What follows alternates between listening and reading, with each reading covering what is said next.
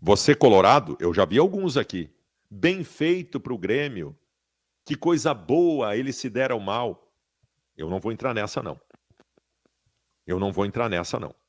Porque o que aconteceu ontem já aconteceu conosco. Vai voltar a acontecer conosco, vai voltar a acontecer com o Grêmio, e a gente não pode ficar quieto. Ou a dupla Grenal se une contra esses escândalos que acontecem, ou eles vão acontecer cada vez mais. Fala, gurizada! Vambora, vamos aos cortes desta noite. As coisas mais importantes que foram ditas durante o dia. Antes, quero dar um recado para você que tá com o nome sujo, hein? Te atrapalhou com uma dívida, não conseguiu pagar e agora tá com o CPF negativado, o CNPJ da tua empresa preso nas instituições de proteção ao crédito. O que tu faz agora? Tá trancado? Ah, Baldasso, tem que pagar o que eu tô devendo. Mas tu pode também limpar o teu nome agora, antes de pagar o que tu tá devendo, com a Life Assessoria. Isso, numa ação rápida, segura e eficaz, eles vão limpar o teu nome imediatamente para que tu volte a ter crédito, para poder trabalhar até para pagar o que tu está devendo. Então, agora entre em contato com eles nesse WhatsApp. Vamos para os cortes. Vocês têm. Eu tenho uma tese que eu não sei se muita gente concordaria. Eu acho o Inter da década de 70 o segundo maior time da história do futebol brasileiro depois do Santos do Pelé. É o Inter da década de 70, que é um símbolo, um baluarte até hoje do futebol brasileiro desde sempre, né? Seguido depois pelo Flamengo do Zico e tal, e aí a gente pode colocar outros times. O Inter da década de 70 não nos deixou atletas qualificados, nos deixou heróis, baluartes, símbolos, lendas.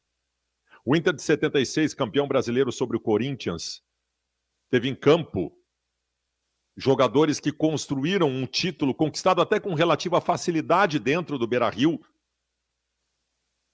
com gols do Valdomiro e do Dadá, com muita polêmica de arbitragem, como sempre tem Inter e Corinthians. Nós tivemos em campo ali ídolos naquela campanha de 76, e o Marinho certamente é um deles. Então fica aqui o nosso registro de pesar, e já era lenda. Eu não posso dizer que vira lenda a partir de agora. Já era lenda, continua sendo lenda do Internacional, que descanse em paz, né? E essa referência tem que ser feita, Lucas Weber. Gente, assim, deixa eu falar, 4-4, Corinthians e Grêmio, né?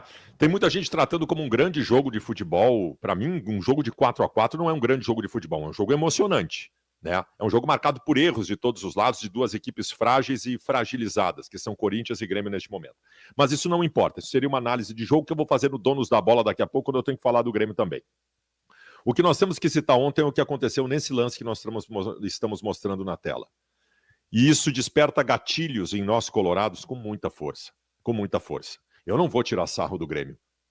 O Grêmio teria ganho o jogo, provavelmente, não tivesse sido garfado neste lance. Eu não vou tirar sarro do Grêmio. Eu não vou. Repito, esse lance me desperta gatilhos importantes de 2005 e especialmente pela similaridade em 2021, valendo pelo Campeonato Brasileiro de 2020.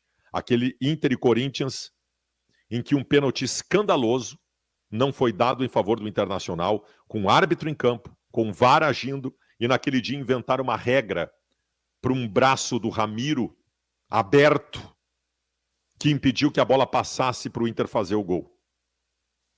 Não deram o pênalti e justificaram inventando uma nova regra do braço de apoio. Um escândalo, mais um escândalo do futebol brasileiro. Com o árbitro Wilton Pereira de Sampaio, que estava em campo ontem. E não deu esse pênalti em favor do Grêmio, que teria sido da vitória do Grêmio, em que o Yuri Alberto, com o braço aberto, toca com a mão na bola no cruzamento do jogador do Grêmio. Um pênalti claro, escandaloso, como aquele do Inter lá do Ramiro, em 2021, que não haveria nenhuma argumentação para não darem o pênalti. Nenhuma argumentação para não darem o pênalti. Nenhuma, absolutamente nenhuma.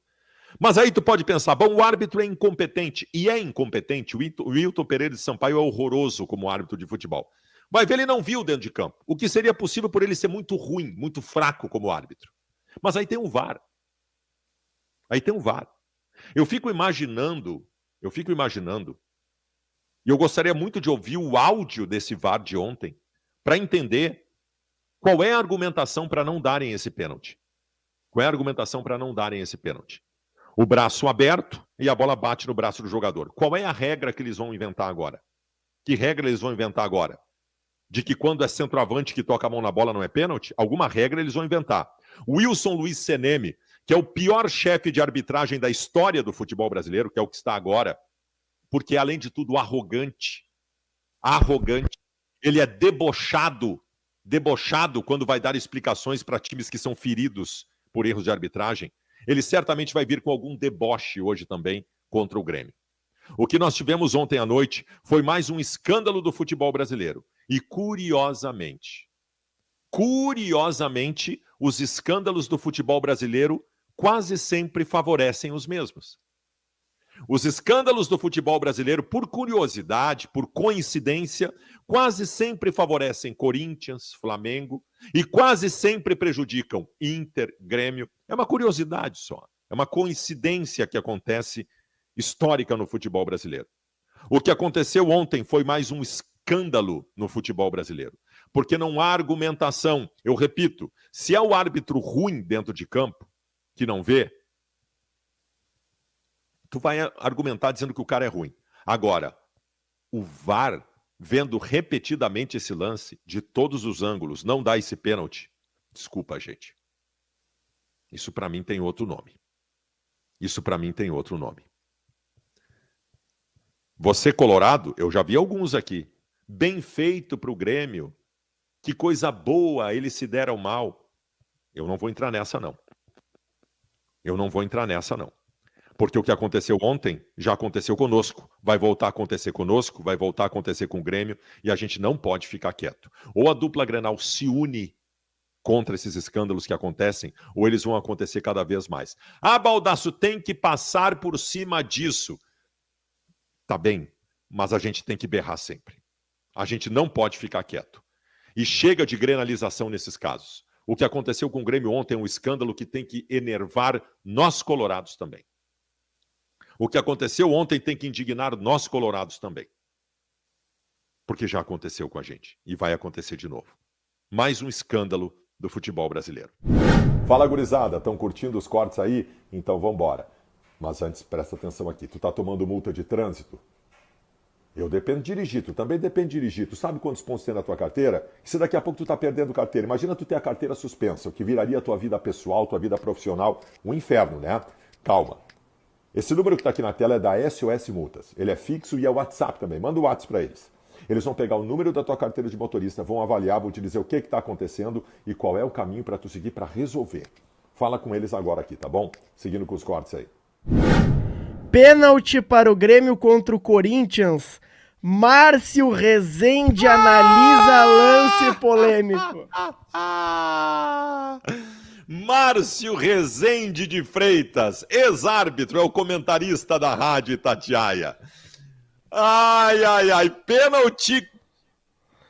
Cara, pelo amor de Deus, o homem que promoveu, foi protagonista do maior roubo da história do futebol brasileiro, que foi o pênalti no Tinga em 2005. Esse é o problema, cara. Esse é o problema. O Brasil tem memória curta. Aí o Márcio Rezende de Freitas vira referência para analisar lance de arbitragem. Isso nunca mais deveria ser ouvido na história sobre arbitragem. Sério? Não pode ser. Isso aí é gozação, cara. É inacreditável isso, cara. O Brasil é um circo. O Brasil é um circo. E nós somos os palhaços. O Rocher, ele não precisa tirar. Maurício, ele precisa tirar. Pois é. Vamos ver. De qualquer maneira, nós vamos estar... E digo mais. Essa decisão não se dá por desgaste. Porque do jogo do Atlético Paranaense até o jogo contra o Fluminense tem 6 dias. Dá tempo de sobra para recuperar todos os jogadores. Essa decisão se dá por medo de lesão. Medo de lesão. E digo mais, esse planejamento deve ter sido alterado depois das lesões do Fluminense no sintético do Nilton Santos. Para mim, resumo da história, para mim o Inter se cagou depois do que aconteceu no Nilton Santos e tá com medo de machucar jogador. Se isso é certo ou errado... O Inter foi no Nilton Santos, jogou e não teve lesões também, né, Baldasso? Aí pega a experiência própria do Inter lá no Nilton Santos. E foi um jogo... Jarô, é fato que o gramado sintético apresenta mais riscos de lesão do que o gramado natural. Isso é fato. A história mostra isso. A NFL está tentando acabar com o gramado sintético lá porque os caras estão se machucando. Então isso é fato. Agora, o cálculo do risco e o quanto tu quer enfrentar os riscos, aí cabe de cada um. O Internacional, depois do que aconteceu com o Cano e com o Arias, que, aliás, vão estar recuperados até o jogo contra o Inter, depois disso o Internacional debreou um pouquinho. É uma decisão difícil. Eu repito para vocês, eu acho que a decisão ela tem que ser baseada em critérios científicos e técnicos. Não pode ser baseada no medo. Eu tenho medo de alguém se machucar, então não vou botar ninguém lá no Paraná. Eu acho que isso não é critério. Isso não é critério. Até porque dos covardes a história não lembra. Risco tem tudo. Eu sempre lembro para vocês aqui que o Alex, o meia do Inter, uma vez trupicou na mala no quarto do hotel e teve uma lesão muscular. Risco tem tudo. Pode cair um raio agora na nossa cabeça. Risco tem tudo. Agora, o critério científico, um critério apurado, técnico, aí ele pode ser observado, sabe? Tem o exame, aquele da gotinha de sangue, o exame de CK apontou que o René, por exemplo, tem um desgaste maior, mais risco de lesão. Porra, aí tu não põe pra jogar. Daqui a pouco o Alan Patrick, professor, eu tô sentindo o músculo da panturrilha um pouco embolorado, não sei, deixa fora. Aí sim, qualquer indício de possibilidade de lesão, tu deixa fora. Mas quem estiver bem, se sentindo bem, tiver uma boa complexão física, aí tu põe para jogar, porque eu não posso desconsiderar por completo esse jogo contra o Atlético Paranaense.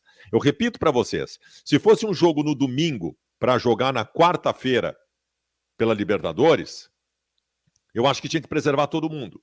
Agora é um jogo numa quinta-feira, sendo que o Inter joga só quarta-feira da outra semana contra o Fluminense. São 6 dias de diferença.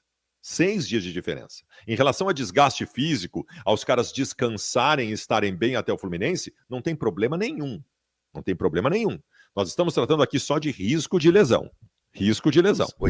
Só teve um indício de alguma coisa nos treinamentos até agora, que foi ontem, que foi... Estão me ouvindo bem aí? Sim. Me ouvindo bem? Que foi ontem, quando não apareceu no esboço de time titular o Bustos e apareceu o Hugo Malho na lateral direita e o Bustos na reserva. Dando um indício, Jairo Vinck, de que o Inter talvez esteja pensando contra o Fluminense em mais um marcador pelo lado direito, coisa que o Bustos não é. Outra coisa, ouvi hoje nos bastidores de que Kudê pode botar 3 zagueiros, talvez um deles sendo o próprio Hugo Malo, no confronto contra o Fluminense no Maracanã. Talvez tirando o Maurício do time, como foi lá na Bolívia, né? Tirando o Maurício no time, tirando um homem de meio, deixando os 2 laterais. Deixando o Bustos, exatamente. Deixando o Bustos mais à frente e o Hugo Malho atrás. Exatamente isso.